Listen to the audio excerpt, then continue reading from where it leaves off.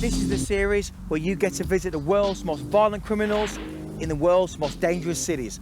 Unlike me, all from the comfort of your own home. Cape Town in South Africa is a modern, attractive city with shopping malls, cinemas, restaurants.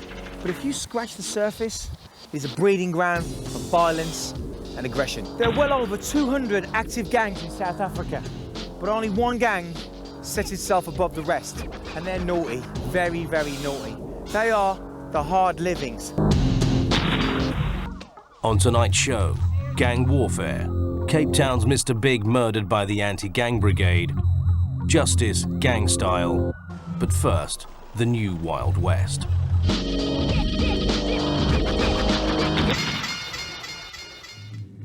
"20 murders a month, 200 gangs, 3,000 shootings a year, 100,000 gangsters. Welcome to the Cape Flats." We were dumped here on the Cape Flats, and they thought that they could wish us away. And this is the end result. Everybody in the Cape Flats is connected with gangs. I've seen people die on the street. The paramedics are but too scared to come into the neighborhood. One of the school kids took this to school with him. Also, a hand grenade was recovered. Under apartheid, hundreds of thousands of South Africans were forcibly removed from their homes and relocated to the barren wasteland known as the Cape Flats. With no facilities, no community and no jobs, it became the perfect breeding ground for gangs. Hundreds were formed, but one was to become the most notorious and deadly of them all: the Hard Livings.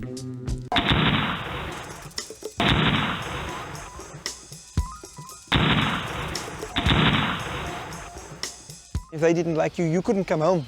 They've got their ways and means of taking people out. They killed this guy, but it was horrible. They cut his ears off. Sometimes they will cut your head off and will let you lay around for people to see. The Hard Living started as a disorganized street gang in the 80s, committing petty crime and robbery. That was until the gang was taken over by the notorious Staggies brothers, twins, Rashad and Rashid. When I'm in that mood, it's not that I kill you. That's the truth. The Staggies are bad as anybody would tell you they are. The Staggies brothers spent most of their early years behind bars and ascended the ranks of the ruthless prison gangs. Most of our powerful street gang leaders have all particular histories from prison gangs. The Staggies brothers enforced the harsh prison gang regime onto the Hard Livings and turned them into a ruthless criminal outfit.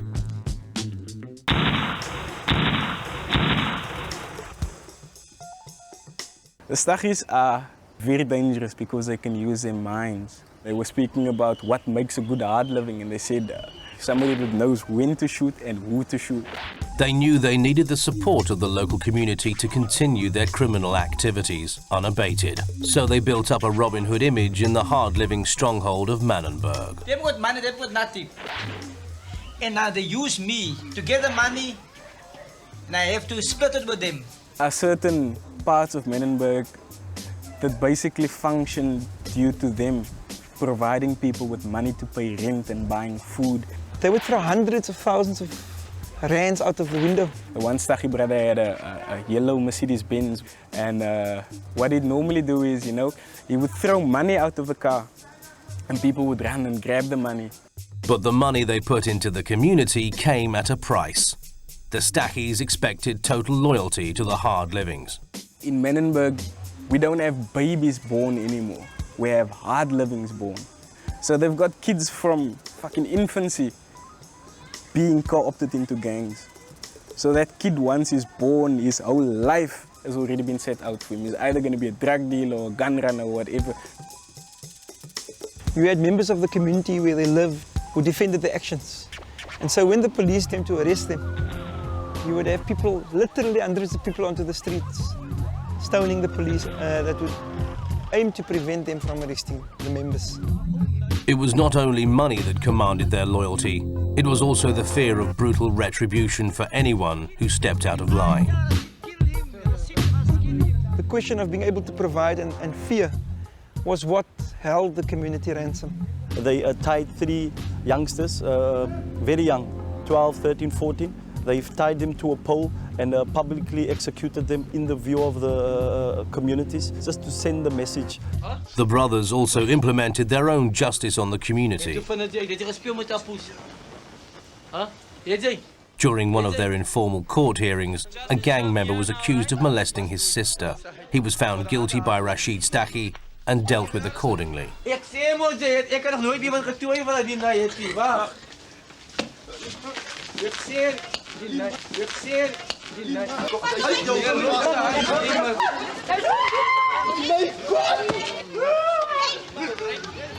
I want to kill him. That was my first idea, to kill him.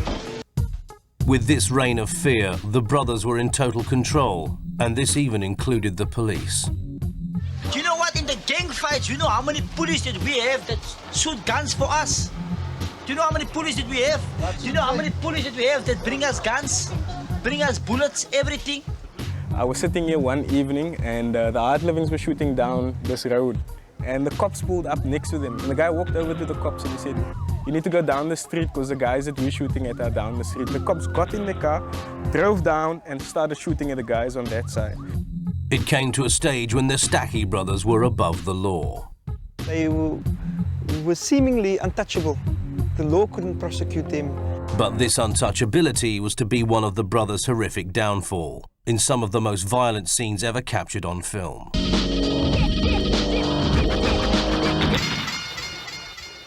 Still to come, how the anti-gang protesters became cold-blooded killers. Gang style, why the hard livings fly the Union Jack. But first, on the street.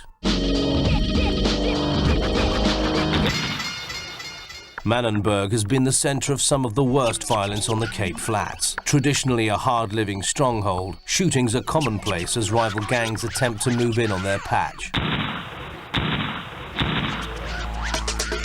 Don't ever fool yourself and think the situation in Manenberg is normal. The moment you make that mistake, you're dead. Mark Myberg lived in Manenberg for 18 years. Although not involved with the gangsters, he has witnessed firsthand the brutality of the hard livings. Well, I've seen people's brains being shot out there. He gave us a tour of the streets where even the police fear to tread. It's just from the reaction of those guys on that corner now already tells me that it's not safe. This is the main road in Manenberg. It's Manenberg Avenue. On the right here, if you just quickly, this used to be the clinic, but they had to close it because people used to get shot inside there as well. This is hard living stronghold. You can see this mobile shop. All those marks on there are basically bullet holes. Check all the bullet holes on this. Staggies basically control what's happening in these areas. I used to go to school just down the road from here, and I lived in this house upstairs for 18 years with my mother. And in the court in the far back, a friend of mine was shot because he was walking next to somebody that belonged to a gang. This is where the cops hide. While all the shooting is happening in Manenberg, this is where they hide. They park off here, because if you're here, you can actually hear the shooting. You can hear when it stopped and so on.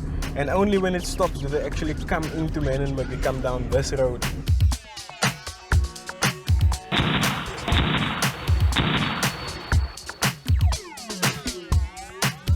We went to Manenberg Police Station to meet Commissioner Kishore Harry, who showed us some of the guns recovered from the gangs.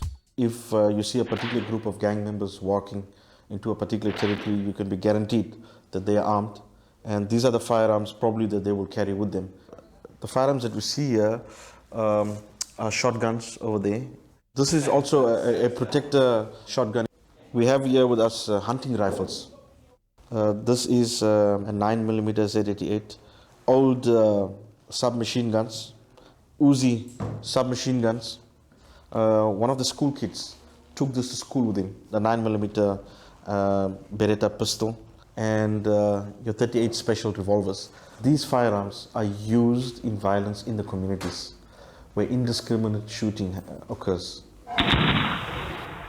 One hard-living, like this high-ranking guy was shot.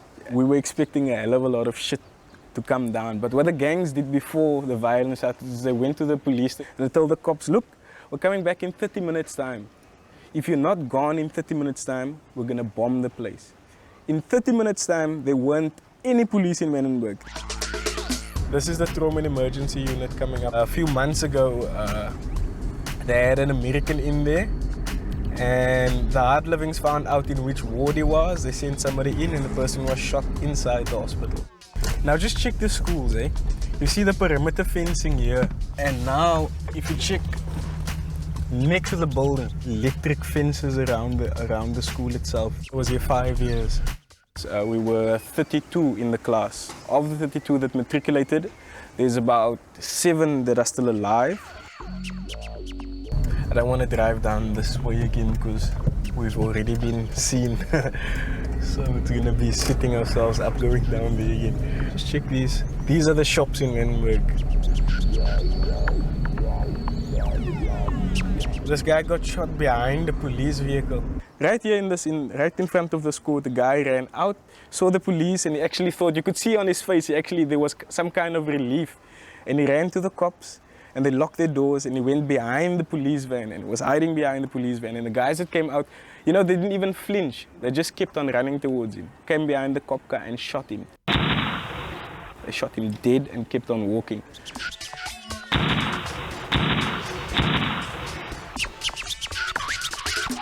There was a blue Ford owned by the hard livings. What they would basically do is they would drive around Manenberg, pick up young men, drive out of the neighborhood, beat them up and sodomize them and just dump them wherever or either kill them. When I came around the street corner, there's this blue Ford. I couldn't turn around because they'd already seen me.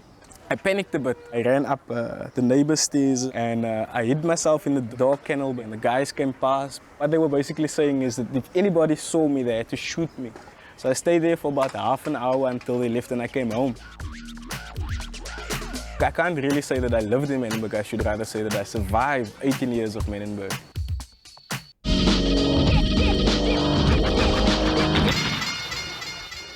Join us after the break with darker stories from gangland. And remember, dead men don't tell lies. Whoa! What's the problem? He's showing that, isn't it? Whoa! Shut up! You be like that, you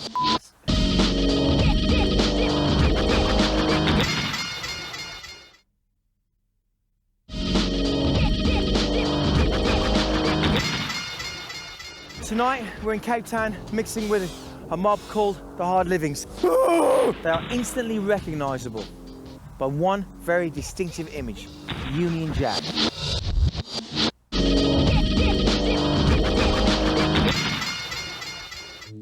The Hard Livings are one of South Africa's deadliest gangs. Whilst their rival gang, the Americans, are greatly influenced by all things American, the Hard Livings look to Britain as their role model.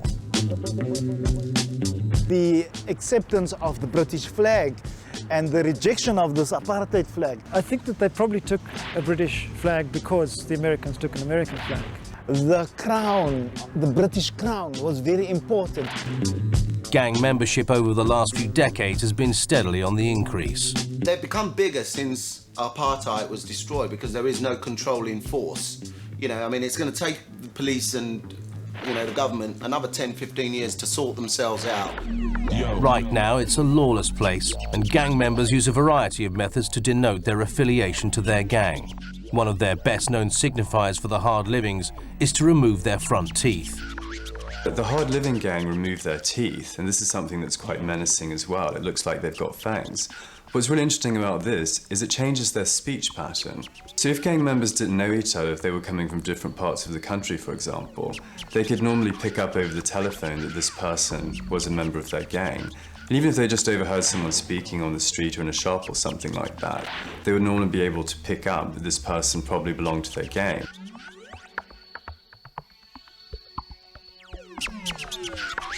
The women in these areas are treated as just another fashion accessory.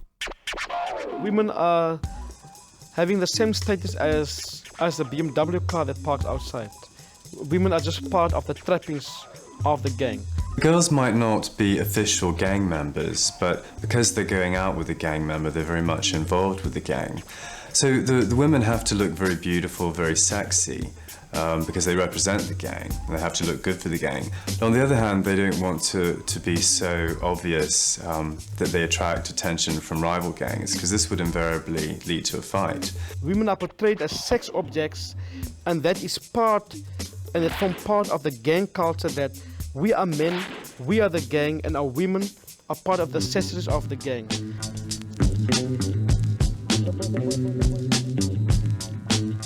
So whilst they treat women badly, they treat their fellow gang members like brothers. I think once you get into a gang mentality, it's a collective force. And once you've got a collective force, there's a group arrogance that comes with that. That says we're better than all the rest, we're harder than all the rest, we'll do what the fuck we like and no one's going to tell us different. And I think that is the philosophy behind all gangs, is being, you know, standing out. And also the respect thing, I think that's essential to all gang members, is give me that respect because I'm different to you. And that's really about it.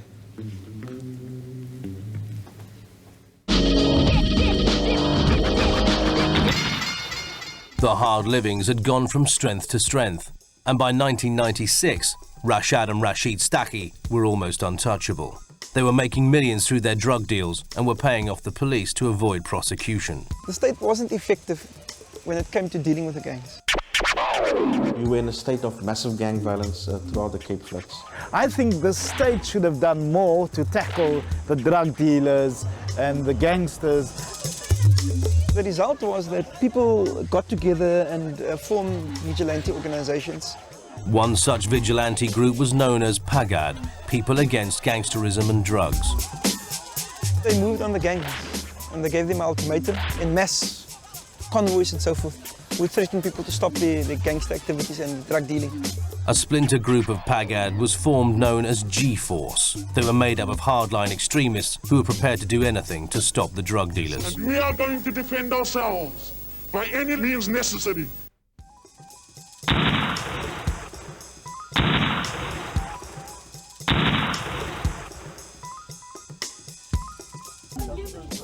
After a number of shooting incidents, PAGAD's fight with the drug dealers escalated to all-out war. If they could do that to Staggies, what are they going to do to the next person? PAGAD were holding a mass demonstration in Salt River near one of the homes of Rashad Staggies. The atmosphere was already tense when Staggies drove through the demonstration. He was confronted by a group of PAGAD members. It's complete chaos, and most of the people, their heads were covered. They shot Rashad Staggies. I was there in the house. He was my friend. They killed him, they burned him, they shot him through his head, through his ears, and then afterwards, they burned him out. You know, a lot of people were thinking before the whole Staggies murder that PAGAD was actually on the right track. After this incident, the gangs of the Cape Flats actually came together to fight the threat of PAGAD. And Rashid Staggies was leading the way. About a dozen gangs coming together and saying, look, it's no use us fighting each other at the moment when there's a bigger threat out there waiting to kill all of us. So we need to do something collectively to almost oppose them. We had former sworn enemies talking to each other for the first time. Hard livings and Americans talking to each other, which is uncommon. And so the gangs united against PAGAD. PAGAD had a meeting one Sunday in the Manenberg People Center. And this is just after they'd killed the Staggies brother. And the meeting was set for 1 o'clock. 12:30, the gangs were already lining up.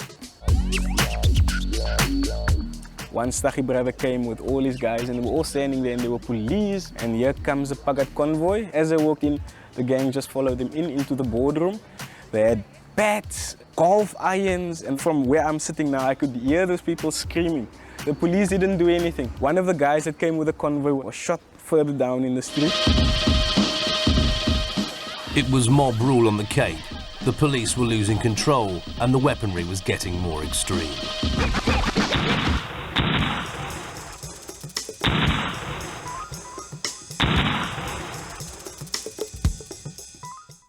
There were many drive-by shootings and attacks on gang members and on members of the vigilante organizations. Military-style shootings. People sitting on rooftops with binoculars and two-way radios. They started to develop pipe bombs and attack people with pipe bombs.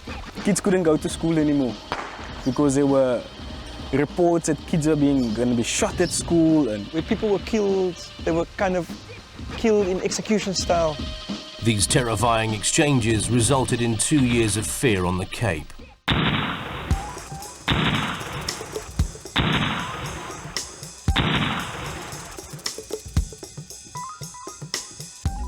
After Rashad Staggies' murder, his brother Rashid moved away. With 30 other gang leaders executed, chaos escalated once more as new leaders tried to establish control. There's been leadership battles for succession for some of these gangs. When you speak to people and ask them who the leader of the hard living is, nobody's able to tell you that. You know, in fact, when you speak to hard living members, they tell you they can't say who the leader is. Because there's not one leader, but they see themselves as an organization. Even without a leader, the hard living's brutal violence continues. But nobody will ever match the cult status and ruthlessness of the Staggie brothers. Despite the horrific death of Rashad Staggie, the hard livings continue their control in South Africa. Drugs, prostitution and murder. If it's illegal, the hard livings are into it. They are indeed one of the world's deadliest gangs.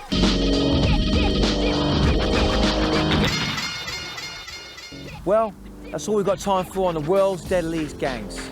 If you're worried about organised crime and gang violence, remember, I can't help you.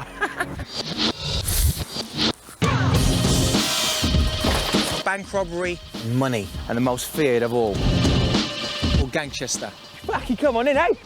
Kidnapping, power, firm, the yardies. If you have any trouble with organised crime, yeah, call 1-800 Big Tony. Very naughty. The world's most dangerous cities. The Hell's Angels. The drugs cartel. The Bloods, the Crips. Hijacking and murder. The world's deadliest gangs.